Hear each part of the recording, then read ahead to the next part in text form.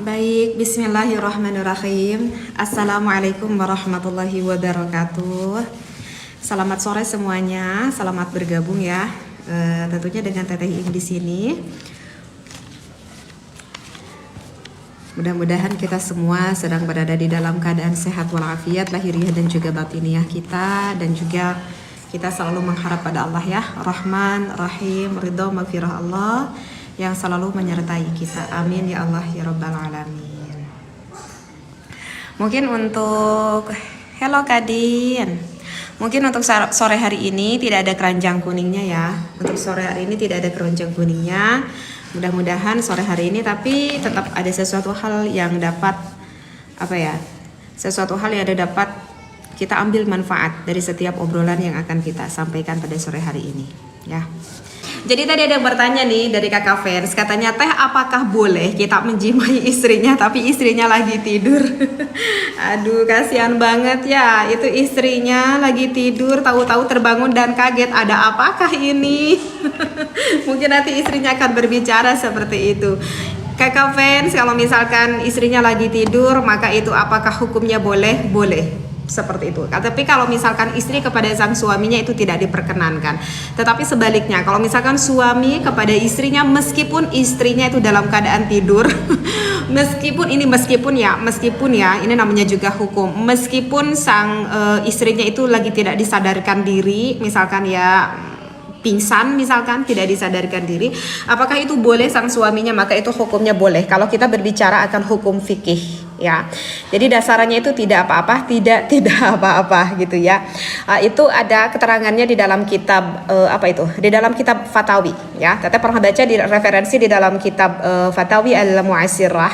Jadi boleh. Tetapi wahai suami ini yang bertanya, itu aduh itu kan kasihan banget loh, istrinya lagi tidur, itu kira-kira si istrinya nyaman gak? Kalau menurut Teteh ya, kalau Teteh sendiri sebagai seorang istri kayaknya tuh gak akan nyaman banget gitu. Karena kan kita kan seorang suami istri memang tujuannya itu adalah ibadah, dan yang utama itu adalah penuh rasa kasih sayang kan. Jadi seorang suami menumpahkan rasa kasih sayangnya pada seorang istrinya, begitu juga istri menumpahkan rasa kasih sayang kepada sang suaminya. Ya kalau misalkan dalam posisi tidur tuh kira-kira gimana sih nanti apa yang akan dirasakan mental sang istrinya. Jadi meskipun kalau kita bicara di dalam hukum fikihnya itu diperbolehkan, tapi wahai para suami kalau menurut Teteh sih itu ya agak kurang baik lah, karena kemungkinan besar nanti istrinya juga agak akan seneng gitu ya, nggak akan seneng ya. Ini sudah ada yang bertanya lagi nih. Oke, kakak bertanya apa lagi nih? Oke Teh, apa boleh emang kalau misalkan kita itu bayar fidyah kepada anak kandung tetapi memang fakir? Oke, jadi gini, apa kita boleh nggak sih biar gak rumah tangga mulu? Oke, sekarang kakak bertanya hal yang lain ya, tidak bertanya tentang rumah tangga. Siap kakak. Jadi gini, apakah kita boleh gak membayar fidyah terhadap anak kita sendiri, anak kandung kita sendiri, atau apakah boleh kita membayar fidyah kepada orang tua, kepada ibu bapak kita sendiri? Atau misalkan kita itu memberikan zakat mungkin, apakah mau itu zakat mal misalkan, boleh gak kita memberikan zakat kepada ibu bapak kita ataupun kepada anak kita sendiri? Nah itu kalau misalkan kepada ibu bapaknya itu tidak boleh, begitu juga kepada anaknya. Tetapi kalau itu status anaknya itu masih ada di dalam tanggungan nafkah kedua orang tuanya, maka itu tidak diperkenankan untuk memberikan zakat kepada anaknya gitu ya. Kecuali kalau misalkan kakak mau memberikan zakat misalkan kepada anak tetapi yang sudah tidak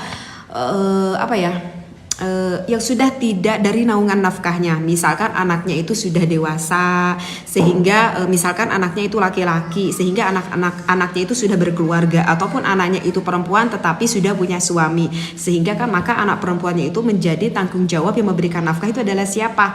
Oh berarti itu adalah sang suaminya. Maka itu tidak apa-apa kalau misalkan anaknya sudah tidak tanggungan dari orang tuanya, maka boleh memberikan fidyah ataupun memberikan zakat kepada anaknya, tetapi itu sang anaknya harus termasuk terhadap mustahik zakat.